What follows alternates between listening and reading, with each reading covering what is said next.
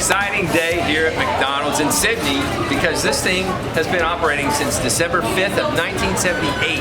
It's crazy old, and there's a basement under this whole thing.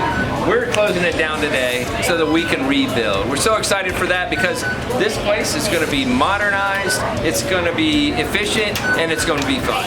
We can't wait for that to happen. We got all kinds of people working on it right now to get this thing closed down, and we'll have demos starting next Monday. After that, it's a 100-day process. It's going to be amazing. So we can't wait for the new one to come up. We will keep you posted.